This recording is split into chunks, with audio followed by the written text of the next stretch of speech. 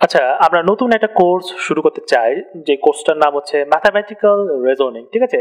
তো এটা হচ্ছে আমাদের ফার্স্ট লেকচার। এখানে আমরা বুঝবো যে এই ম্যাথামেটিক্যাল রিজনিং কোর্সটা আমাদের কেন বোঝা দরকার বা কেন স্টাডি করা দরকার, এবং এখানে আমরা কি কি বিষয় নিয়ে স্টাডি করব এটা আমাদের বুঝতে হবে। এবং অ্যাট দ্য সেম টাইম এটা বুঝতে হবে যে এই কোর্সটা আমাদের কেন বোঝা দরকার, ম্যাথামেটিক্স বুঝতে হলে বা মোর স্পেসিফিকলি অ্যাডভান্স ম্যাথামেটিক্স বুঝতে হলে এই কোর্সটা আমাদের কেন বুঝতেই হবে। ঠিক আছে? অর্থাৎ কোর্স টাইটেল ম্যাথমেটিক্যাল রেজনিং। ঠিক আছে? ওকে, ফাইন। তো এই ম্যাথামেটিক্যাল কেন বোঝা দরকার সেটা বোঝার জন্য তোমাকে বুঝতে হবে যে আমরা এই ম্যাথামেটিক্সকে কিভাবে ডিল করে থাকি, এই সংক্রান্ত কিছু কিছু ফান্ডামেন্টাল জ্ঞান বা কিছু ইন্ট্রোডাক্টরি জ্ঞান তোমার রাখা দরকার। ঠিক আছে? তো সেটা নিয়ে এখন একটু কথা বলবো। ধরো ম্যাথামেটিক্সের কোনো একটা থিওরি বা কোনো একটা ম্যাথামেটিক্যাল ফিল্ডকে কিভাবে কনস্ট্রাক্ট করতে হয় সেই সংক্রান্ত তোমার একটু জ্ঞান দরকার। ধরো তুমি একটা ম্যাথামেটিক্যাল থিওরিকে কনস্ট্রাক্ট করবে বা একটা ম্যাথামেটিক্যাল ফিল্ডকে অডিয়েন্সদের সামনে তুমি আলোচনা করবে, সেটা হতে পারে বই লিখে। ঠিক আছে? তো এখন প্রশ্নটা হচ্ছে তোমার করণীয় কি? তোমার প্রথম করণীয় কি?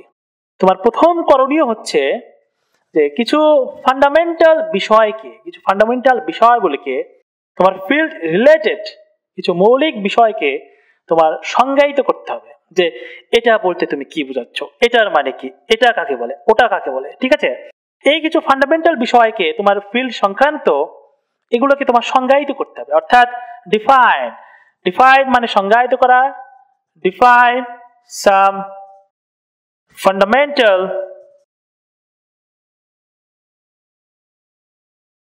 terms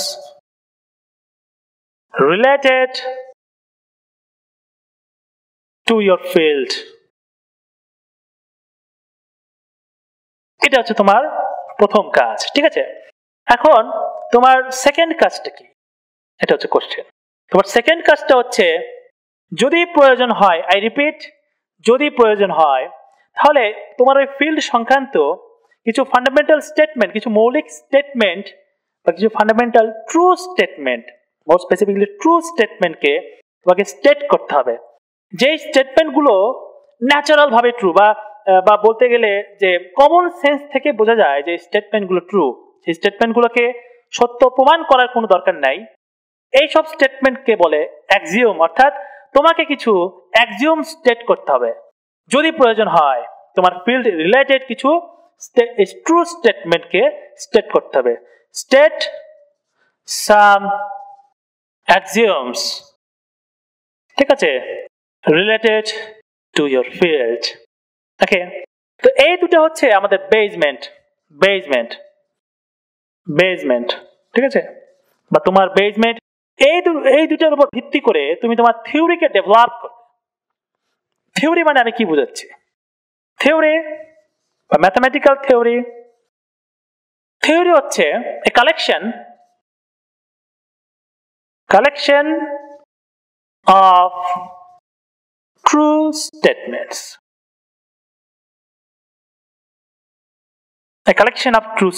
ঠিক আছে?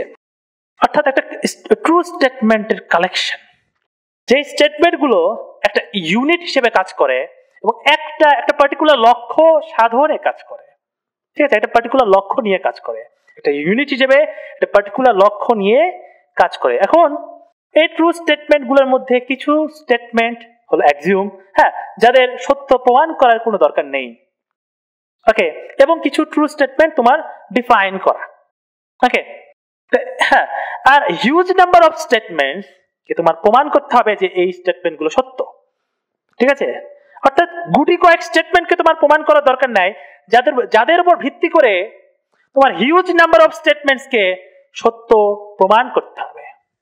এটা হচ্ছে একটা বড় কাজ। ঠিক আছে? এটা বিষয়। এখন অর্থাৎ ম্যাথমেটিক্যাল থিওরি হচ্ছে একটা সাহিত্য, যে সাহিত্যের প্রত্যেকটা বাক্যকে তোমার প্রমাণ করে করে সামনে এগোতে হয়। অর্থাৎ এই সাহিত্য হচ্ছে এরকম যে এই সাহিত্যে কোনো মিথ্যার অবকাশ নেই। ঠিক আছে? কোনো মিথ্যার অবকাশ নেই, টোটালি সত্য একটা সাহিত্য। এটা হচ্ছে থিওরি, এটা হচ্ছে ম্যাথমেটিক্যাল থিওরি। ঠিক আছে, এখন একটা বিগ কোশ্চেন হচ্ছে এই হিউজ নাম্বার অফ স্টেটমেন্টস কে তুমি কিভাবে প্রমাণ করবে? প্রমাণ অর্থাৎ প্রুফ। প্রুফ কিভাবে প্রমাণ করবে? প্রুফ, প্রমাণ। ঠিক আছে, তুমি কি নিজের ইচ্ছা মতো প্রমাণ করে দিতে পারবে? হ্যাঁ, নিজের ইচ্ছা মতো একটা প্রমাণ তুমি দাঁড় করতে পারবে? অ্যান্সার হচ্ছে না। তোমার প্রমাণে যৌক্তিকতা থাকতে হবে, অর্থাৎ লজিক্যাল ওয়েতে তোমাকে স্টেটমেন্ট গুলো প্রমাণ করতে হবে। যৌক্তিক না হলে তোমার প্রমাণ খাটবে না। ঠিক আছে, ওটা রং প্রুফ। টোটালি প্রপার ওয়েতে তোমার যুক্তি উপস্থাপন করে তোমার স্টেটমেন্ট গুলোকে প্রমাণ করতে হবে। এটা হচ্ছে প্রথম শর্ত বা সর্বোচ্চ লেভেলের শর্ত। ঠিক আছে, অর্থাৎ লজিক্যাল ওয়ে। এই জন্য দ্যাটস ওয়াই তোমাকে লজিক নিয়ে স্টাডি করতে হবে। লজিক বা মোর স্পেসিফিকলি ম্যাথমেটিক্যাল লজিক। অর্থাৎ আমরা এই ম্যাথমেটিক্যাল রিজনিং কোর্সে ম্যাথমেটিক্যাল লজিক নিয়ে আমরা কথা বলবো। এটাই হচ্ছে আমাদের গোল, এটাই হচ্ছে আমাদের এই কোর্সের মূল যে বিষয়, ম্যাথমেটিক্যাল লজিক। ঠিক আছে, যে লজিক স্টাডি করে আমরা শিখবো যে কিভাবে প্রপার ওয়েতে যুক্তি উপস্থাপন করতে হয়, এবং সেই যুক্তি উপস্থাপনের মাধ্যমে আমরা স্টেটমেন্ট গুলোকে প্রমাণ করতে চাই। ঠিক আছে, তোমার মনে হতে পারে যে তুমি অনেক যৌক্তিক একজন পার্সন, তোমার সকল কথার মধ্যে যুক্তি আছে। ঠিক আছে, তুমি সব কথার মধ্যে তুমি যুক্তি উপস্থাপন করো, তোমার মনে হতে পারে তুমি অনেক যৌক্তিক পার্সন। কিন্তু বিশ্বাস করো, তোমার একটা সিম্পল কথার মধ্যেও, খুবই একটা সিম্পল কথার মধ্যেও অনেক সূক্ষ্ম কিন্তু মারাত্মক লজিক্যাল ভুল থাকতে পারে, যেটা সাধারণের চোখে ধরা পড়বে না, তোমার চোখে ধরা পড়বে না, নাও পড়তে পারে, কিন্তু খুবই সূক্ষ্ম এবং মারাত্মক লজিক্যাল ভুল থাকতে পারে। ঠিক আছে, অর্থাৎ প্রপার ওয়েতে কিভাবে যুক্তি উপস্থাপন করতে হয় সেটা বুঝতে হলে তোমাকে অবশ্যই লজিক নিয়ে স্টাডি করতে হবে। ঠিক আছে, এবং সেটা নিয়ে আমরা স্টাডি করব, কিন্তু অ্যাট দিস মোমেন্ট আমরা একটা এক্সাম্পল দেখতে চাই যে এই যে ম্যাথমেটিক্যাল ফিল্ডের কনস্ট্রাকশন নিয়ে আমরা একটা এক্সাম্পল দেখতে চাই। ঠিক আছে, আচ্ছা, আমরা কিছু এক্সাম্পল দেখতে চাই এই ম্যাথমেটিক্যাল ফিল্ড কনস্ট্রাকশনের কিছু এক্সাম্পল। ওকে, তো অ্যারাউন্ড 300 বিসি অর্থাৎ বিফোর ক্রাইস্ট, খ্রিস্টের জন্মের 300 বছর আগে, আমরা বলতে পারি যে বিসিই, বিফোর কমন এরা। ওকে, the Greek mathematician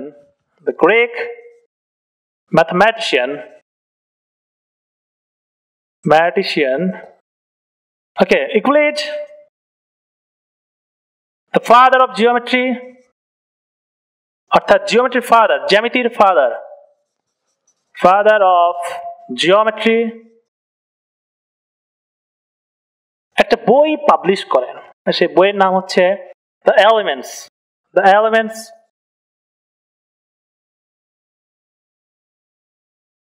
ঠিক আছে, ম্যাথমেটিক্সের বিখ্যাত বইগুলোর মধ্যে একটা। ওকে, এটাকে অনেক ক্ষেত্রে জিওমেট্রি বাইবেলও বলা হয়, দ্য বাইবেল অফ জিওমেট্রি। এই বইটা আমার কাছে এই মুহূর্তে আছে। ওকে, তো এটা হচ্ছে সেই বই। ঠিক আছে, the elements of geometry by Euclid, translated by Richard Fitzpatrick. তো এই বই সম্পর্কে কিছু প্রসঙ্গক্রমে কিছু কথা আমি বলি যে ইউক্লিড তার তৎকালীন সময়ে যেই জিওমেট্রি গুলো ছড়িয়ে ছিটিয়ে ছিল বিভিন্ন ভাবে। ঠিক আছে, তো সেই জিওমেট্রি গুলোকে প্রপার গাইডলাইন বা একটা প্রপার লজিক্যাল সিস্টেমের আন্ডারে তিনি নিয়ে এসে সংকলন করেন এবং একটা বই পাবলিশ করেন। ঠিক আছে, ওকে, তো এই যে প্রপার লজিক্যাল সিস্টেমটা সেটা কি রকম? সেটা হচ্ছে এরকম যে ইউক্লিড প্রথমে কিছু ফান্ডামেন্টাল বিষয়কে, ঠিক আছে, কিছু ফান্ডামেন্টাল বিষয়গুলিকে তিনি সংজ্ঞায়িত করেন, তিনি ডিফাইন করেন। তারপর তিনি কিছু অ্যাক্সিওম স্টেট করেন। ঠিক আছে, এবং তারপরে তিনি স্টেটমেন্ট বাই স্টেটমেন্ট প্রমাণ করতে তিনি তার ইউক্লিডিয়ান জিওমেট্রিকে কনস্ট্রাক্ট করেন। ওকে, ফাইন। তো এই হচ্ছে বিষয়। ঠিক আছে, এই হচ্ছে বিষয়। এখন ধরো তোমাকে বলা হচ্ছে যে তুমি ইউক্লিডের জায়গায় আছো, এখন তোমাকে এই ইউক্লিডিয়ান জিওমেট্রিটা কনস্ট্রাক্ট করতে হবে। তাহলে তুমি প্রথমে কাজটা কি? কাজটা হচ্ছে কিছু ফান্ডামেন্টাল বিষয়কে ডিফাইন করা, এই ইউক্লিডিয়ান জিওমেট্রি রিলেটেড কিছু ফান্ডামেন্টাল বিষয়কে কনস্ট্রাক্ট করা। এখন তুমি কি কি বিষয়কে তুমি ডিফাইন করতে চাও, অর্থাৎ ডিফাইন করা, কনস্ট্রাক্ট না ডিফাইন করা, তুমি কি কি বিষয়কে ডিফাইন করতে চাও। তুমি যদি একটা ইন্টেলিজেন্ট স্টুডেন্ট হও, তুমি বলবে ওকে ফাইন, আমি ডিফাইন করতে চাই পয়েন্ট, পয়েন্ট, লাইন, ঠিক আছে, অর্থাৎ বিন্দু কাকে বলে, বিন্দু কাকে বলে, রেখা কাকে বলে, সারফেস কাকে বলে, অ্যাঙ্গেল কাকে বলে, সূক্ষ্মকোণ, সূক্ষ্মকোণ কি জিনিস, স্থূলকোণ কি জিনিস, সার্কেল কি জিনিস, ঠিক আছে। তো এই সব ফান্ডামেন্টাল কিছু বিষয়কে আমি আগে ডিফাইন করতে চাই, ঠিক আছে। তারপর আমার যদি প্রয়োজন হয় আমি কিছু অ্যাক্সিওম স্টেট করব এবং তারপরে আমি আমার মেইন থিওরি বা মেইন ফিল্ডকে আমি কনস্ট্রাক্ট করব। ফাইন, এক্স্যাক্টলি ইউক্লিডও ঠিক সেই কাজটাই করেছেন। আমরা এখন তার কিছু কিছু ডেফিনেশন আমরা একটু দেখতে চাই, ঠিক আছে। তিনি বিভিন্ন ডেফিনেশন দিয়েছেন। তার প্রথম ডেফিনেশনটা হচ্ছে পয়েন্ট। পয়েন্ট কি জিনিস, ঠিক আছে। ইউক্লিডের ভাষায় পয়েন্টকে তিনি ডিফাইন করেছেন। ওকে, a point is that of which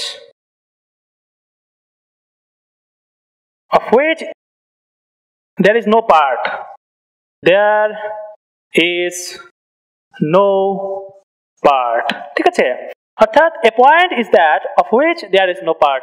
এই no part বলতে মডার্ন ল্যাঙ্গুয়েজে, এটা ইউক্লিডিয়ান ল্যাঙ্গুয়েজ, মডার্ন ল্যাঙ্গুয়েজে নো ডাইমেনশন, ওকে, অর্থাৎ কোনো ডাইমেনশন নেই, ঠিক আছে। এটা হচ্ছে ইউক্লিডের পয়েন্টের ডেফিনেশন। তারপর তিনি লাইনের ডেফিনেশন দিয়েছেন যে লাইন, ঠিক আছে, লাইন তিনি ডিফাইন করেছেন যে a line is a length without breadth,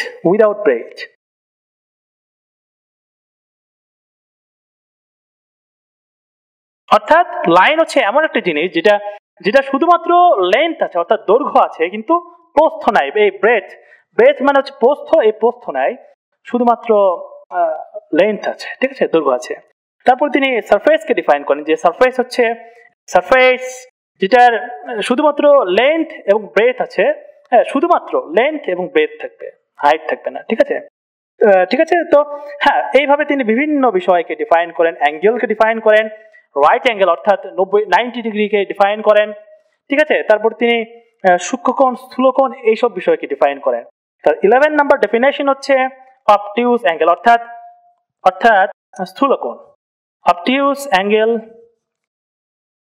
তিনি এটাকে ডিফাইন করেছেন যে, ঠিক আছে, an obtuse angle is one, হ্যাঁ, greater than a right angle, অর্থাৎ obtuse angle হচ্ছে এরকম একটা অ্যাঙ্গেল যেটা রাইট অ্যাঙ্গেল অর্থাৎ 90 ডিগ্রির চেয়ে বড় স্থূলকোণ, ঠিক আছে। অর্থাৎ an obtuse angle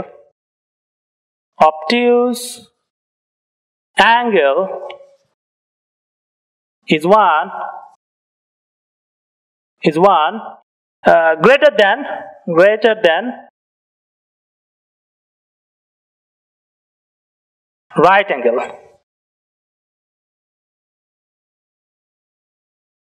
ঠিক আছে।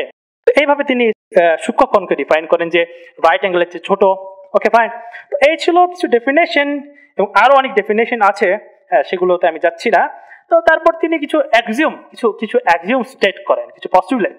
অ্যাক্সিওম যে জিনিস, পস্টুলেট একই জিনিস, ঠিক আছে।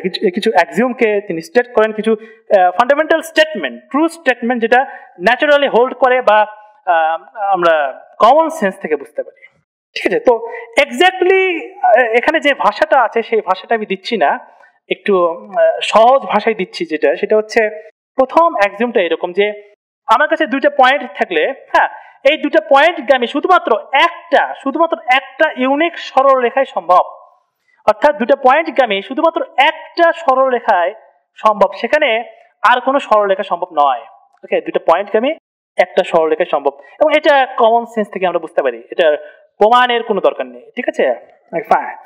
তো তারপরে তিন নাম্বার যে অ্যাক্সিওমটা, সেটা হচ্ছে তোমার কাছে যদি একটা পয়েন্ট এবং একটা রেডিয়াস থাকে, তুমি এই পয়েন্ট এবং একটা রেডিয়াস দিয়ে একটা সার্কেল ড্র করতে পারবে। এই পয়েন্টকে কেন্দ্র করে উক্ত পয়েন্টকে কেন্দ্র করে একটা সার্কেল এবং উক্ত রেডিয়াস নিয়ে একটা সার্কেল তুমি ড্র করতে পারবে, ঠিক আছে। এটা হচ্ছে 3 নাম্বার যে পস্টুলেট, ঠিক আছে। 4 নাম্বার পস্টুলেট হচ্ছে অল রাইট অ্যাঙ্গেল আর ইকুয়াল, মানে রাইট অ্যাঙ্গেল যেভাবেই থাক প্রত্যেকটা রাইট অ্যাঙ্গেল ইকুয়াল, ঠিক আছে। তো এটা কমন সেন্স থেকে আমরা বুঝতে পারি। ওকে, তো এই ছিল কিছু অ্যাক্সিওম, কিছু ডেফিনেশন এইভাবে। হ্যাঁ, তো এগুলোর উপর বেস করে তিনি তার পুরো যে ইকুইলিব্রিয়াম জিওমেট্রিকে তিনি স্টেটমেন্ট বাই স্টেটমেন্ট প্রমাণ করতে করতে করতে করতে তিনি তার টোটাল ইকুইলিব্রিয়াম জিওমেট্রিটা কনস্ট্রাক্ট করেন। তো এই ছিল আমাদের একটা এক্সাম্পল। এখন আমরা আমাদের মেইন যে স্টাডি, সেই স্টাডিটা আমরা করতে চাই সেটা হচ্ছে ম্যাথমেটিক্যাল লজিক। ওকে, ম্যাথমেটিক্যাল রিজনিং এর যে মূল যে কোর জিনিসটা সেটা হচ্ছে ম্যাথমেটিক্যাল লজিক। আমরা এটা একটু বুঝতে চাই। তো সেটা বোঝার জন্য আমাদের কিছু ফান্ডামেন্টাল বিষয় আগে বুঝতে হবে, যেরকম ডেফিনেশন, অ্যাক্সিওম তো আমরা কিছুটা বুঝেছি, স্টেটমেন্ট বুঝতে হবে, স্টেটমেন্ট কি জিনিস, থিওরাম, প্রপোজিশন, লেমা, করোলারি, এই সব কিছু ফান্ডামেন্টাল বিষয় আগে বুঝতে হবে। তারপরে আমরা আমাদের মেইন লক্ষ্যে এগোবো, যে লজিক, ম্যাথমেটিক্যাল লজিক কিছুটা আন্ডারস্ট্যান্ডিং আমরা চাই, কিছুটা বুঝতে চাই, আমরা স্টাডি করতে চাই, ঠিক আছে। তো এই হচ্ছে বিষয়। আচ্ছা, এখন আমরা কিছু গুরুত্বপূর্ণ টার্মস সম্পর্কে একটু জ্ঞান অর্জন করতে চাই। তো প্রথমে আমরা দেখব ট্রুথ ভ্যালুস, ঠিক আছে, ট্রুথ ভ্যালুস। ওকে, তো ট্রুথ ভ্যালু দুইটা হয়, একটা হচ্ছে ট্রু, একটা হচ্ছে ফলস। ওকে, একটা হচ্ছে ট্রু বা সত্য, যেটাকে ডিনোট করা হয় বড় হাতে টি দ্বারা, এবং আরেকটা হচ্ছে ফলস, মিথ্যা, সেটাকে ডিনোট করা হয় বড় হাতের এফ দ্বারা। বুঝবা আস্তে আস্তে, বুঝবা যে কি হচ্ছে, আমি এটাকে কেন ইন্ট্রোডিউস করলাম সেটা বুঝবা আস্তে আস্তে, ঠিক আছে, একটু ধৈর্য ধরতে হবে। তো এরপর আমরা আসি হচ্ছে স্টেটমেন্ট। স্টেটমেন্ট, ওকে, স্টেটমেন্ট কি? স্টেটমেন্ট হচ্ছে এরকম কিছু সেন্টেন্স, ঠিক আছে, যাদের ট্রুথ ভ্যালু এক্সিস্ট করবে। সেই সেন্টেন্স হতে পারে ট্রু, হতে পারে ফলস, ঠিক আছে, এবং যে কোনো একটা ট্রুথ ভ্যালু থাকবে, হয় ট্রু নয় ফলস। ওকে, এবং এট দ্য সেম টাইম যদি কোনো সেন্টেন্সের ট্রুথ ভ্যালু এক্সিস্ট না করে, তাহলে সেই সেন্টেন্সকে আমরা স্টেটমেন্ট হিসেবে কনসিডার করতে পারবো না, ঠিক আছে। এটা খুবই গুরুত্বপূর্ণ কথা। ওকে, তো স্টেটমেন্ট হচ্ছে এরকম কিছু সেন্টেন্সেস, ঠিক আছে, যাদের ট্রুথ ভ্যালু এক্সিস্ট করবে, ঠিক আছে, হয় ট্রু নয় ফলস। ওকে, ফর এক্সাম্পল একটা এক্সাম্পল নেই, এক্সাম্পল 1। ওকে, যে 5 is a natural number,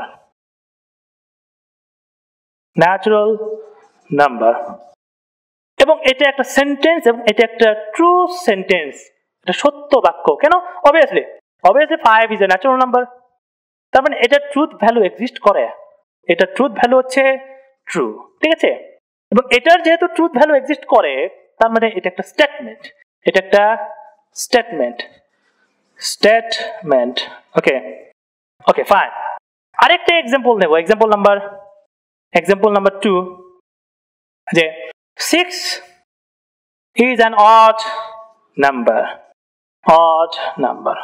odd মানে বিজোড়, ঠিক আছে, জোড় বিজোড়, odd number, এবং ইভেন মানে জোড়, ঠিক আছে। এখন আমাকে বলো যে এই সেন্টেন্সটা কি ট্রু নাকি ফলস? অ্যান্সার হচ্ছে ফলস। কেন? কারণ 6 is an even number, জোড় সংখ্যা, এটা odd নাম্বার নয়, এটা বিজোড় সংখ্যা নয়। ওকে, অর্থাৎ এটা ট্রুথ ভ্যালু এক্সিস্ট করে, এবং এটা হচ্ছে ফলস।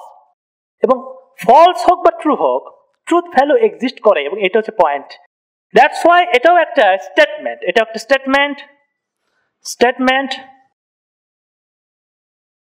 ঠিক আছে, এটা একটা স্টেটমেন্ট। কিন্তু কিছু সেন্টেন্সের ট্রুথ ভ্যালু এক্সিস্ট করে না, তো সেটা নিয়ে একটু স্টাডি করতে হবে, একটু দেখতে হবে। দেখো একটা বিষয়, হেডলাইন দাও যে ওপেন সেন্টেন্স,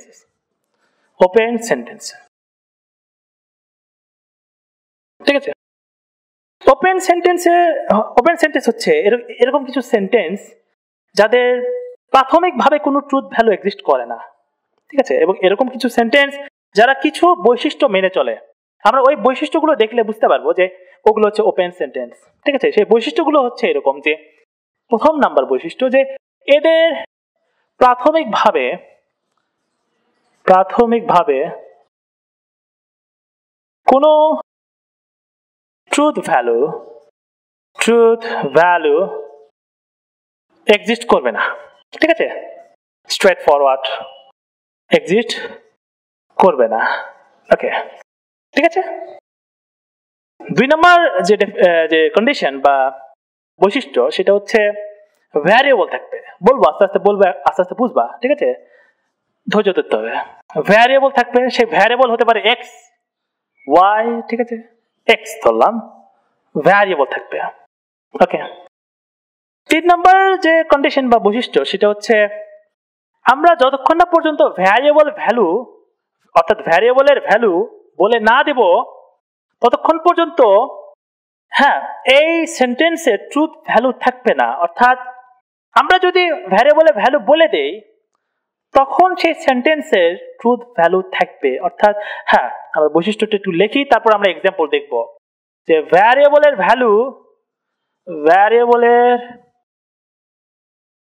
ভ্যালু বলে দিলে ট্রুথ ভ্যালু থাকবে, ঠিক আছে।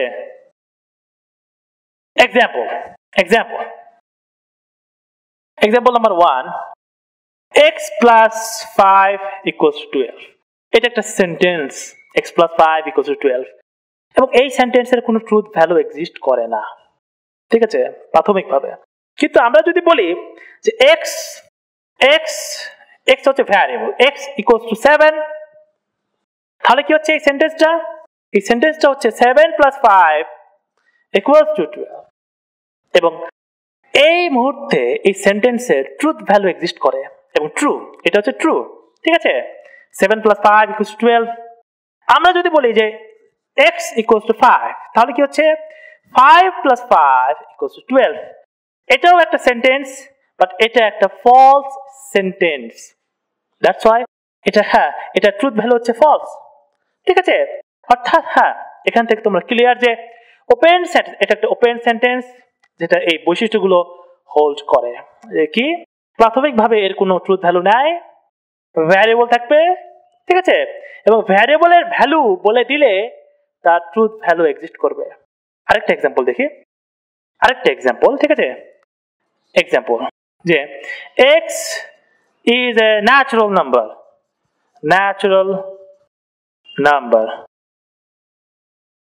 x is a natural number, এটা একটা ওপেন সেন্টেন্স। আমি যদি বলি যে x equals to 5.5, তাহলে কি হচ্ছে এই সেন্টেন্সটা 5.5 is a natural number, এবং এটা একটা ফলস সেন্টেন্স। অর্থাৎ তখন এটার যে ট্রুথ ভ্যালু সেটা হবে ফলস। বাট আমি যদি বলি x equals to 12, তাহলে কি হচ্ছে 12 is a natural number, তখন এই সেন্টেন্সটা একটা ট্রু সেন্টেন্স, ঠিক আছে। অর্থাৎ ভ্যারিয়েবলের ভ্যালু বলে দিলে সেটা ট্রুথ ভ্যালু ডিটারমাইন করা যাচ্ছে, ঠিক আছে। অর্থাৎ এটা একটা ওপেন সেন্টেন্স, ওকে। এবং ওপেন সেন্টেন্সকে আমরা ডিনোট করে থাকি, p of x বা q of x, ঠিক আছে, এরকম ভাবে আমরা ওপেন সেন্টেন্সকে ডিনোট করি, ঠিক আছে। তো এখন আমরা দেখবো হচ্ছে ডেফিনেশন। ওকে, এতক্ষণ আমরা দেখলাম truth value, statement and open sentence. এখন আমরা দেখবো ডেফিনেশন কি সে সম্পর্কে একটু বিস্তারিত জ্ঞান অর্জন করতে হবে। ওকে, আচ্ছা, আমরা এতক্ষণ দেখলাম যে স্টেটমেন্ট ওপেন সেন্টেন্স, ঠিক আছে। তো স্টেটমেন্ট কয় ধরনের হয়? স্টেটমেন্ট হয় 2 প্রকার, একটা হচ্ছে ট্রু স্টেটমেন্ট, ঠিক আছে, এবং আরেকটা হচ্ছে ফলস স্টেটমেন্ট। তো এই ফলস স্টেটমেন্ট নিয়ে আমাদের খুব একটা কাজ নাই, আমরা স্টাডি করব মেইনলি ট্রু স্টেটমেন্ট, ঠিক আছে। তো ট্রু স্টেটমেন্ট বিভিন্ন সময় অবস্থান ভেদে বিভিন্ন ফরমেশনে থাকে বা বিভিন্ন নাম নিয়ে থাকে, ঠিক আছে। তো সেগুলো একটু দেখবো আমরা যে ট্রু স্টেটমেন্ট বিভিন্ন রকম হয়, যেরকম ডেফিনেশন, ঠিক আছে, ডেফিনেশন, অ্যাক্সিওম নিয়ে আমরা কথা বলেছি, ডেফিনেশন নিয়ে কিছুটা কথা বলেছি, ওকে। তারপরে আসবে থিওরাম, প্রপোজিশন, প্রপোজিশন, ঠিক আছে, লেমা and corollary, ঠিক আছে। এগুলো হচ্ছে আমাদের ট্রু স্টেটমেন্ট, অবস্থান ভেদে, অবস্থা ভেদে, সিচুয়েশন ওয়াইজ সেই ট্রু স্টেটমেন্ট গুলো বিভিন্ন সময় বিভিন্ন নাম ধারণ করে বা বিভিন্ন প্রকারের, ঠিক আছে, এই 6 প্রকার। ওকে, ঠিক আছে। এখন আমরা এগুলোকে এক এক করে একটু অ্যানালাইসিস করতে চাই। প্রথমে আমরা দেখবো যে ডেফিনেশনকে আমরা একটু গভীরভাবে অনুধাবন করতে চাই। ওকে, তো ডেফিনেশনের অর্থ, বাংলা অর্থ হচ্ছে, বাংলা সমার্থক অর্থ হচ্ছে সংজ্ঞা। সংজ্ঞা, ঠিক আছে, কাকে বলে। ওকে, ঠিক আছে, সংজ্ঞা এটা হচ্ছে নাউন ফর্ম, নাউন। এর ভার্বাল ফর্ম হচ্ছে ডিফাইন। ডিফাইন মানে সংজ্ঞায়িত করা, সংজ্ঞায়িত করা, সংজ্ঞায়িত করা, ঠিক আছে। তো আমি কি এটা বলতে কি বোঝাচ্ছি, বা কোন একটা জিনিসকে সংজ্ঞায়িত করা বা তার সংজ্ঞা প্রদান করা, এটা বলতে আসলে কি বোঝাচ্ছি সেটা একটু বুঝতে হবে। যে কোন একটা জিনিস, কোন একটা পার্টিকুলার বা বিষয় কাকে বলে, এটা কাকে বলে, এটা বলতে কি বোঝায়। এই যে কাকে বলে, এই প্রশ্নের উত্তরটাই হচ্ছে ডেফিনেশন। অর্থাৎ কোন একটা পার্টিকুলার, কোন একটা পার্টিকুলার বিষয় বলতে বিষয় কাহাকে বলে,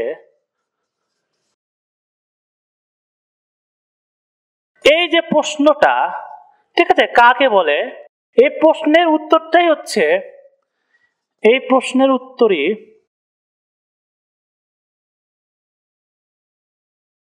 এই পার্টিকুলার বিষয়ের ডেফিনেশন, ঠিক আছে। অর্থাৎ কোন একটা পার্টিকুলার বিষয় কাকে বলে, এই প্রশ্নের উত্তরই হচ্ছে এই পার্টিকুলার বিষয়ের ডেফিনেশন, ঠিক আছে।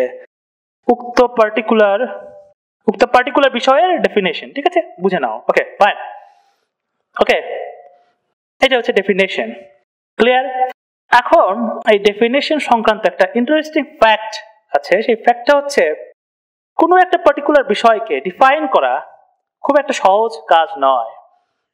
কেন এটা বলছি আমি? ফর এক্সাম্পল, একটা এক্সাম্পল দেখো, যে ধরো চেয়ার, ঠিক আছে, চেয়ার। আমি বললাম যে এই চেয়ারকে তুমি সংজ্ঞায়িত করো, বা এই চেয়ারের একটা সংজ্ঞা দাও। তুমি বলবো ওকে ফাইন, এটা তো খুব সহজ একটা কাজ। ওকে, চেয়ার হচ্ছে, চেয়ার যেখানে বসা যায়, যেখানে বসা যায় এবং 4টা পা থাকবে, ঠিক আছে, অর্থাৎ যার 4টা পা থাকবে এবং বসা যায়, ঠিক আছে, এবং 4টা পা থাকবে, তাকে চেয়ার বলে, ঠিক আছে, তাকে চেয়ার বলে। এখন কোশ্চেনটা হচ্ছে, এই যে ডেফিনেশন, এটা সঠিক কিনা, এটা হচ্ছে আমার প্রশ্ন। কেন আমি এই প্রশ্নটা করছি? কারণ আমি যদি দেখাতে পারি যে এর একটা কাউন্টার এক্সাম্পল এক্সিস্ট করে, কাউন্টার এক্সাম্পল, তাহলে এই ডেফিনেশন আর হোল্ড করবে না, এই ডেফিনেশন সঠিক নয়। এখন প্রশ্নটা হচ্ছে এর কাউন্টার এক্সাম্পল কি এক্সিস্ট করে কিনা। অ্যান্সার হচ্ছে ইয়েস। যেরকম ধরো টুলেও 4টা পা থাকতে পারে এবং সেখানে বসা যায়, কিন্তু এটাকে কিন্তু আমরা চেয়ার বলি না, এটাকে আমরা চেয়ার বলছি না, কিন্তু 4টা পা আছে, হ্যাঁ, এই কন্ডিশন ফলো করছে, 4টা পা আছে এবং বসা যায়, এটাকে আমরা চেয়ার বলছি না, কিন্তু এটা হচ্ছে একটা টুল। আবার আরেকটা যেরকম ধরো যে, হ্যাঁ, সেলুন, তোমরা নিশ্চয়ই সেলুনে গিয়েছো, সেলুনে একটা চেয়ার আছে, যে চেয়ারটা, হ্যাঁ, 4টা পা নাই, কিন্তু এটাকে আমরা চেয়ার বলছি, এটা চওড়া একটা পা থাকে, ঠিক আছে, কিন্তু তবুও আমরা এটাকে চেয়ার বলছি। ওকে ফাইন, তুমি বলবে যে ওকে ঠিক আছে, তার মানে আমার এই ডেফিনেশনটা কারেক্ট নয়, তাহলে কিছুটা পরিবর্তন করা দরকার, তাহলে হয়তো কারেক্ট হতে পারে, ঠিক আছে। তুমি বলবে ওকে ফাইন, তাহলে চেয়ার হচ্ছে যেখানে বসা যায় এবং হেলান দেওয়ার একটা জায়গা থাকে, যেরকম এই টুলে হেলান দেওয়ার কোনো জায়গা নাই, তাই এটা চেয়ার নয়, এটা টুল, এবং এখানে হেলান দেওয়ার একটা জায়গা আছে, ঠিক আছে, তাহলে এটা চেয়ার। এখন তুমি বলবে ওকে, তাহলে যেখানে বসা যায় এবং হেলান দেওয়ার জায়গা থাকে একে আমরা চেয়ার বলবো। এখন কোশ্চেনটা হচ্ছে এটা কি সঠিক ডেফিনেশন কিনা বা এর কোন কাউন্টার এক্সাম্পল আছে কিনা। আচ্ছা হচ্ছে ইয়েস, এর কাউন্টার এক্সাম্পল এক্সিস্ট করে। যেরকম সোফা, সোফাতে তুমি বসতে পারবে এবং এর হেলান দেওয়ার জায়গা থাকে, ঠিক আছে, ঠিক আছে, কিন্তু এটাকে আমরা চেয়ার বলছি না, এটাকে আমরা সোফা বলছি। অর্থাৎ আমার মেইন পয়েন্ট যেটা সেটা চেয়ারকে ডিফাইন করা নয়, আমার মেইন পয়েন্ট যেটা সেটা হচ্ছে কোনো কিছুকে ডিফাইন করা খুব একটা সহজ কাজ নয়, এই মেসেজটা প্রোভাইড করা, ঠিক আছে। আবার একটা এক্সাম্পল দেখো, একটা এক্সাম্পল হচ্ছে জীব, জীব এবং জড়, ঠিক আছে, জীব এবং জড়। অর্থাৎ জীব এবং জড়কে ডিফাইন করো, জড় বস্তু এবং জীব এই দুটাকে ডিফাইন করো। কিভাবে ডিফাইন করবে? তুমি বলবে ওকে ফাইন, এটাও খুব সহজ। জীব হচ্ছে একটা যারা নড়াচড়া করে, ঠিক আছে, যারা নড়াচড়া করে করতে পারে, আর জড় বস্তু হচ্ছে যারা নড়াচড়া করতে পারে না, ঠিক আছে। তুমি বলবে ওকে ফাইন, ঠিক আছে। তো যারা যারা নড়াচড়া করে, নড়াচড়া করে এবং যারা নড়াচড়া করে না, ঠিক আছে, এরা হচ্ছে জড়বস্তু এবং এটা হচ্ছে জীব। এখন কোশ্চেনটা হচ্ছে এটা কি সঠিক ডেফিনেশন কিনা। অ্যান্সার হচ্ছে না, এর কাউন্টার এক্সাম্পল আছে। যেরকম গাড়ি বা রোবট, ঠিক আছে, গাড়ি গাড়ি যায়, গাড়ি ডানে যায় বায়ে যায়, নড়াচড়া করছে, ওকে। মানুষও নড়াচড়া করে, মানুষকে আমরা জীব বলছি, কিন্তু গাড়িকে বা রোবটকে আমরা জীব বলছি না, ঠিক আছে। এবং তুমি যদি একটু ডিপলি লক্ষ্য করো যে তাহলে বুঝতে পারবে যে গাড়ি জিনিসটা যেভাবে নড়াচড়া করছে বা যেভাবে চলাচল করছে, জীব বা মানুষ একই প্রসেস ফলো করেই নড়াচড়া করে। কিরকম? গাড়িতে তুমি তেল দাও বা গ্যাস দাও, গাড়ি সেই তেল বা গ্যাসের কেমিক্যাল এনার্জি থেকে, ঠিক আছে, এনার্জি সংগ্রহ করে সেই এনার্জিকে কাইনেটিক বা গতিশক্তিতে রূপান্তর করে তারপর গাড়িটা নড়াচড়া করে, ঠিক আছে। এবং মানুষও খাবার খায়, সে খাবারের মধ্যে যে কেমিক্যাল এনার্জি থাকে সেটাকে কাইনেটিক বা গতিশক্তিতে রূপান্তর করে তারপর মানুষ চলাচল করে, ঠিক আছে। তো কাইন্ড অফ সেম। অর্থাৎ আমার গোল এটা নয় যে জীব এবং জড়কে ডিফাইন করা, আমার মেসেজটা হচ্ছে কোনো পার্টিকুলার বিষয়কে ডিফাইন করা খুব একটা সহজ কাজ নয়, ঠিক আছে। অর্থাৎ ডেফিনেশনকে প্রিসাইজ হতে হবে অ্যাজ মাচ অ্যাজ পসিবল, ঠিক আছে, এবং সঠিক হতে হবে, যাতে ওই ডেফিনেশনে কোনো কাউন্টার এক্সাম্পল আমরা দেখাতে না পারি, ঠিক আছে। তো এই হচ্ছে ডেফিনেশন, হ্যাঁ, ঠিক আছে, এই হচ্ছে ডেফিনেশন। অ্যাক্সিওম কি আমি বলেছি, অ্যাক্সিওম হচ্ছে এরকম কিছু স্টেটমেন্ট, ট্রু স্টেটমেন্ট যাদেরকে প্রমাণ করার কোনো দরকার নাই, তারা ন্যাচারালি ট্রু এবং কমন সেন্স থেকে তারা ট্রু, তাই তাদেরকে প্রমাণ করার কোনো দরকার নাই, ঠিক আছে। তো আমি আর লিখছি না, হ্যাঁ, অ্যাক্সিওম নিয়ে আমি অনেক কথা বলেছি, হচ্ছে ডেফিনেশন। হ্যাঁ, এখন একটা বিষয় লক্ষ্য করবে যে এই যে দুটা ডেফিনেশন এবং অ্যাক্সিওম, এই দুটো স্টেটমেন্টকে প্রমাণ করার কোনো দরকার পড়ে না, এটা ন্যাচারালি ট্রু, কমন সেন্স থেকে বোঝা যায়। আর এবং এটা হচ্ছে তুমি নিজেই এটা ডিফাইন করো, কোনো পার্টিকুলার বিষয়কে তুমি নিজেই ডিফাইন করছো, ঠিক আছে। তাই তাকে আর প্রমাণ করার কোনো প্রয়োজন পড়ছে না, তুমি নিজেই ডিফাইন করছো। কিন্তু এই যে বাকি চারটা theorem, proposition, lemma and corollary, এই চারটা বিষয় বা এই চারটা স্টেটমেন্ট এরাও ট্রু স্টেটমেন্ট, বাট এগুলোকে প্রমাণ করতে হয়, এগুলোকে প্রমাণ করে দেখাতে হয়, এগুলো প্রমাণ করার পরই সত্য, ঠিক আছে। প্রমাণ করার পরই কোনো একটা স্টেটমেন্ট থিওরাম হয়, প্রমাণ করার পরই কোনো একটা স্টেটমেন্ট প্রপোজিশন হয়, ঠিক আছে। প্রমাণ করার আগে সেটা জাস্ট স্টেটমেন্ট, ঠিক আছে। তো এগুলোকে আমরা এক এক করে এখন দেখবো একটু, ঠিক আছে। আচ্ছা, আমরা ডেফিনেশন দেখলাম, অ্যাক্সিওম দেখলাম, ঠিক আছে, এবং এই কাইন্ড অফ স্টেটমেন্ট গুলোকে প্রমাণ করতে হয় না, কিন্তু এখন আমরা যে স্টেটমেন্ট গুলো দেখবো, হ্যাঁ, ঠিক আছে, তাদেরকে সত্য প্রমাণ করতে হয় বা প্রমাণ করতে হয়, ঠিক আছে। থিওরাম, ঠিক আছে, theorem, proposition, lemma and corollary, ঠিক আছে। এই চার ধরনের স্টেটমেন্ট আমরা একটু দেখতে চাই, একটু অবজার্ভ করতে চাই ইন্ডিভিজুয়ালি। আমরা এই চার ধরনের স্টেটমেন্টের মিনিং একটু বুঝতে চাই। এই চার ধরনের স্টেটমেন্টকেই সত্য প্রমাণ করতে হয়, অর্থাৎ প্রমাণ করেই, ঠিক আছে, সত্য প্রমাণ করেই এরা এই নামগুলো ধারণ করে, ঠিক আছে। অর্থাৎ সত্য প্রমাণিত না হলে তারা কখনোই এই চারটা নাম ধারণ করতে পারবে না, বা চারটার একটা কোনো একটা নামই তারা ধারণ করতে পারবে না। ঠিক আছে, ফাইন। তো প্রথমে আমরা দেখব যে থিওরাম এন্ড প্রপোজিশন, এই দুটা কাইন্ড অফ সেম। ঠিক আছে, কিছুটা পার্থক্য আছে, আমরা সেই পার্থক্যটাও দেখব। প্রপোজিশন, ওকে, বিষয়টা বুঝবা যে ধরো কোন একটা পার্টিকুলার স্টেটমেন্ট তুমি প্রমাণ করতে চাও, বা ওই পার্টিকুলার স্টেটমেন্টকে প্রমাণ করা তোমার লক্ষ্য, আই রিপিট লক্ষ্য। ঠিক আছে, এবং তুমি যদি সফল হও, সেই স্টেটমেন্টকে প্রমাণ করতে পারো, তখন সেই স্টেটমেন্টকে আমরা বলবো যে থিওরাম বা প্রপোজিশন। ওকে, অর্থাৎ ডেফিনেশনটা এরকম যে কোন স্টেটমেন্ট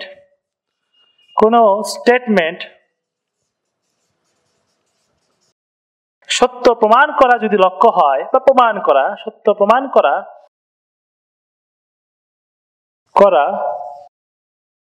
যদি লক্ষ্য হয়,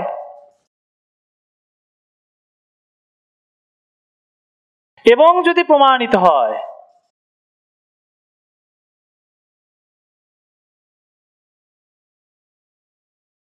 তখন আমরা সেই স্টেটমেন্টকে বলবো যে থিওরাম বা প্রপোজিশন।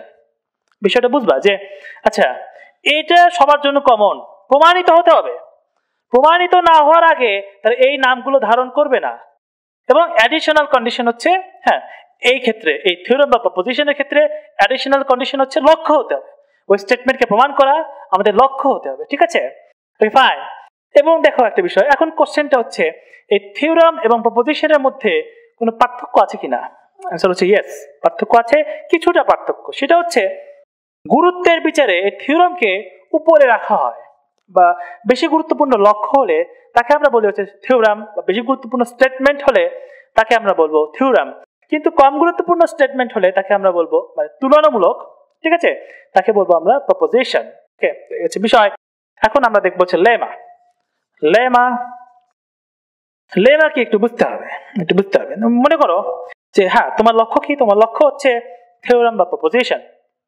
ঠিক আছে, এখন অনেক ক্ষেত্রে, হ্যাঁ সব ক্ষেত্রে নয়, কিন্তু অনেক ক্ষেত্রে এরকম দেখা যায় যে লক্ষ্যে পৌঁছানোর আগে এবং লক্ষ্যে পৌঁছানোর উদ্দেশ্যে তোমাকে আরো কিছু আনুষঙ্গিক স্টেটমেন্ট প্রমাণ করা লাগতে পারে। অর্থাৎ থিওরাম বা প্রপোজিশন প্রমাণের আগে এবং এগুলোকে প্রমাণ করার উদ্দেশ্যে, এটা খুব গুরুত্বপূর্ণ বিষয়, যে এগুলোকে প্রমাণ করার উদ্দেশ্যে আরো যদি কিছু ছোটখাটো স্টেটমেন্ট প্রমাণ করতে হয়, তাদেরকে আমরা বলবো লেমা। তো লেমা ডেফিনেশন যে, ঠিক আছে, আমি লক্ষ্য লিখলাম না, আমি থিওরাম লিখলাম। থিওরাম প্রমাণের আগে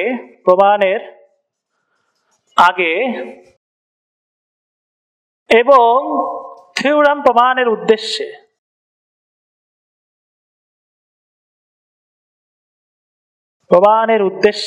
আমি উদ্দেশ্য লিখলাম না, লক্ষ্য লিখলাম।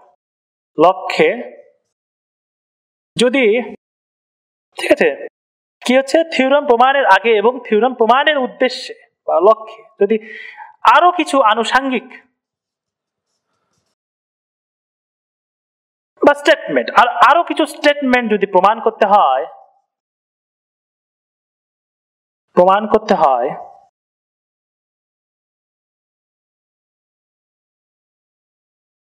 তবে সেই সব স্টেটমেন্টকে বা সেই সব স্টেটমেন্টগুলোকে আমরা বলবো হচ্ছে লেমা 1, লেমা 2, ঠিক আছে, যতগুলো স্টেটমেন্ট হয় আর কি। ওকে, এখানে একটা কনফিউশন তার হতে পারে যে একটা বিষয় দেখো, লেমাকে প্রমাণ করতে হয় থিওরামের আগে, এটা হচ্ছে প্রথম কথা। অনেকে ভাবে এরকম যে থিওরামের আগে কোন একটা স্টেটমেন্টকে প্রমাণ করলেই সেটা হয়তো লেমা হবে। বিষয়টা এরকম নয়। থিওরামের আগে আরেকটা থিওরামও প্রমাণ হতে পারে। ঠিক আছে, কন্ডিশনটা কি? কন্ডিশনটা হচ্ছে লেমা হওয়ার কন্ডিশনটা কি? থিওরামের আগে প্রমাণ করতে হবে, এবং এই যে থিওরাম, হ্যাঁ, যেটা লক্ষ্য আমার, সেটা প্রমাণ করতে হেল্প করতে হবে, বা সেটা প্রমাণের উদ্দেশ্য থাকতে হবে, এই যে লক্ষ্য থাকতে হবে, যে কি লক্ষ্য, যে আমার এই স্টেটমেন্টকে বা থিওরামকে প্রমাণে হেল্প করার লক্ষ্য, এই লক্ষ্য থাকতে হবে। যদি এটা থাকে, তখনই আমরা এটাকে লেমা বলবো। কার লেমা? এই থিওরামের লেমা। ঠিক আছে, অর্থাৎ থিওরামের আগে কোনো কিছু প্রমাণ করলেই যে সেটা লেমা হবে বিষয়টা এরকম নয়। অর্থাৎ এই থিওরামকে হেল্প করতে হবে, এই থিওরাম প্রমাণে সাহায্য করতে হবে, যদি সাহায্য করে সেটা লেমা, আদারওয়াইজ নট। ঠিক আছে, ফাইন। এখন আমরা দেখবো যে করোলারি। করোলারি, ওকে। এখন একটা বিষয় বুঝবা যে ধরো তোমার লক্ষ্য, হ্যাঁ লক্ষ্যে পৌঁছে গেলা, তুমি লেমা প্রমাণ করলে, ঠিক আছে, তুমি থিওরাম বা প্রপোজিশন প্রমাণ করলে, ওকে। এখন তুমি হুট করে দেখলে প্রমাণের পর, তুমি জানতে না যে এরকম কিছু হবে, তুমি হুট করে দেখলে ও আচ্ছা, চমকে গেলে যে এখান থেকে তো আমি আরো বেশ কিছু স্টেটমেন্ট প্রমাণ করতে পারি, এখান থেকে আমি আরো অনেক গুরুত্বপূর্ণ বিষয় প্রমাণ করতে পারি। এই যে হুট করে দেখলে বা আরো গুরুত্বপূর্ণ কিছু স্টেটমেন্টকে প্রমাণ করা যায়, ঠিক আছে, এই সব স্টেটমেন্টকে বলা হয় করোলারি। অর্থাৎ করোলারি তোমার উদ্দেশ্যে থাকে না, তো লক্ষ্যে থাকে না, কিন্তু এটা কাকতালীয় ভাবে তুমি হুট করে আবিষ্কার করো যে এখান থেকে আরো কিছু আমি, ঠিক আছে, প্রমাণ করতে পারি। এই সব স্টেটমেন্টকে আমরা বলবো করোলারি। অর্থাৎ থিওরাম প্রমাণের পর, থিওরাম প্রমাণের পর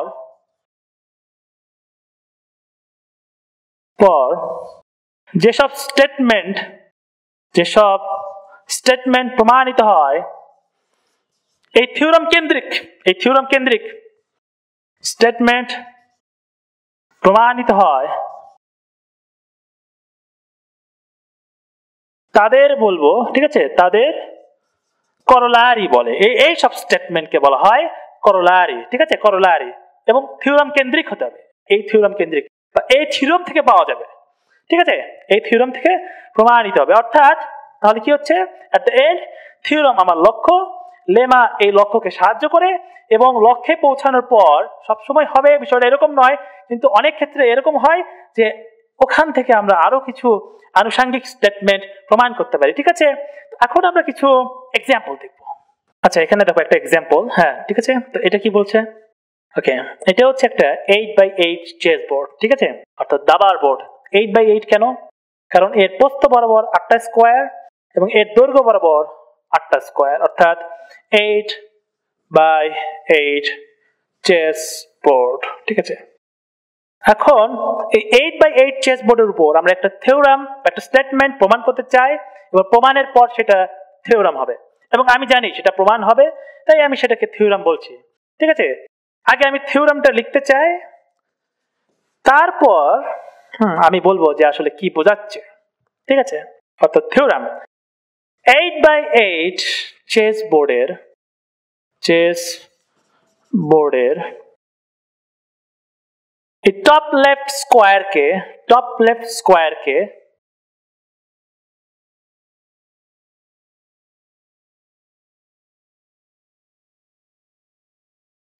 যদি বাদ দেওয়া হয়, অর্থাৎ যদি কেচি দিয়ে কাটা হয় বা বাদ দেওয়া যদি হয়, ঠিক আছে, অর্থাৎ বাদ দিলাম, হ্যাঁ, তাহলে এই বাকি যে চেস বোর্ডটা থাকলো, ঠিক আছে, অর্থাৎ টপ লেফট স্কোয়ারকে বাদ দেওয়া হলে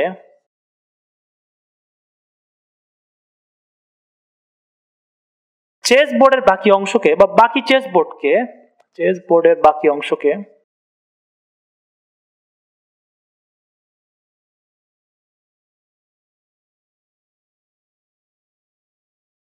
ডোমিনোজ দ্বারা আমি বলবো পারফেক্টলি কভার করা সম্ভব নয়।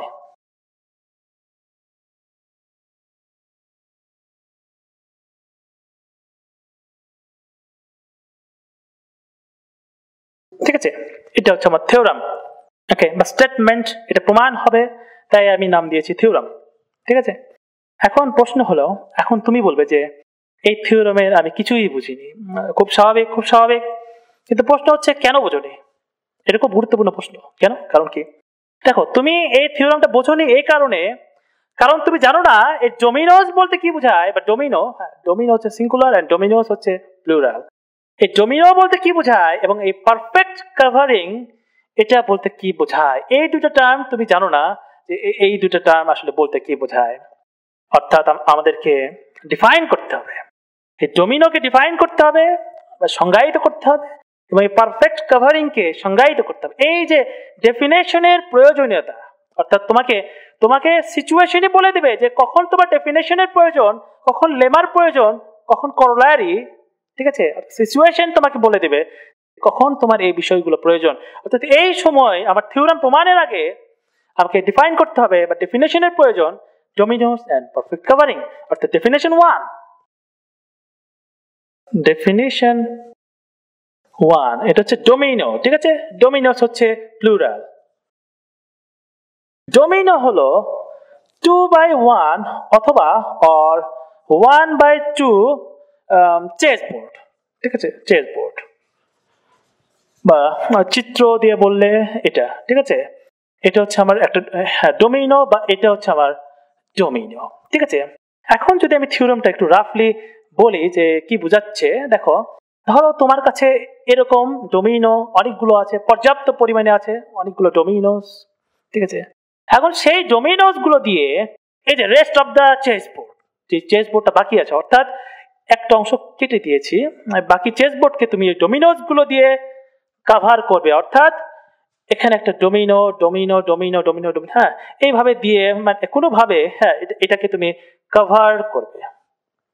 ঠিক আছে, এটাই হচ্ছে চাচ্ছি। কিন্তু কভার তো বুঝলে, কিন্তু পারফেক্ট কভারিং কি? পারফেক্ট কভারিং কি এখানে আমাকে আরেকটা ডেফিনেশন দিতে হবে, ডেফিনেশন 2। ঠিক আছে, এইভাবেই কনস্ট্রাক্ট করতে হয় ম্যাথমেটিক্স, এইভাবেই কনস্ট্রাক্ট করতে হয়। সিচুয়েশনে বলবে যে কখন তোমার কি প্রয়োজন, ডেফিনেশন কখন প্রয়োজন, লেমা কখন প্রয়োজন, পারফেক্ট কভারিং। ঠিক আছে, ওকে ফাইন। পারফেক্ট কভারিং কে আমি এইভাবে ডিফাইন করছি যে পারফেক্ট কভারিং হচ্ছে এরকম বিষয় যে এই যে চেস বোর্ডটা বাকি আছে, ঠিক আছে, এই চেস বোর্ডের উপর এই ডোমিনোস গুলোর এমন একটা অ্যারেঞ্জমেন্ট যেন এই যে চেস বোর্ডটার কোনো একটা স্কোয়ার ফাঁকা না থাকে, কোনো একটা স্কোয়ার যাতে ফাঁকা না থাকে, এবং এরকম যাতে কোনো কেস না হয় যাতে কোনো একটা ডোমিনোর কোনো অংশ বাইরে থাকছে, এরকম হওয়া যাবে না। অর্থাৎ কোনো ডোমিনোর কোনো অংশ বাইরে থাকা যাবে না এই চেস বোর্ডের, এবং এট দ্য সেম টাইম এই চেস বোর্ডের কোনো একটা স্কোয়ার ফাঁকা থাকা যাবে না। অর্থাৎ হ্যাঁ, ডেফিনেশন কি হবে? ডেফিনেশন হচ্ছে এই পারফেক্ট কভারিং হচ্ছে একটা রিঅ্যারেঞ্জমেন্ট বা অ্যারেঞ্জমেন্ট ডোমিনোস গুলোর বা এই চেস বোর্ডের উপর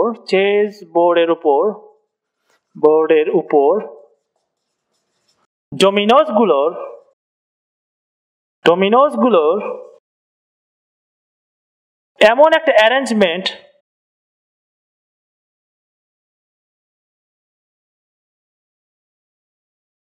ঠিক আছে, এমন একটা অ্যারেঞ্জমেন্ট যেন কোনো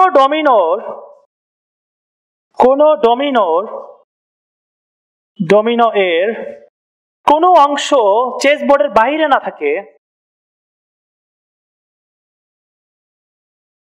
চেস বোর্ডের বাহিরে না থাকে,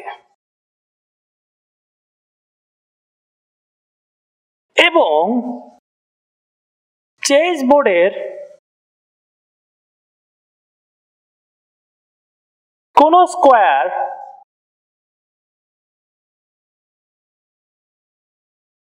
আনকভার্ড থাকবে না বা ফাঁকা থাকবে না।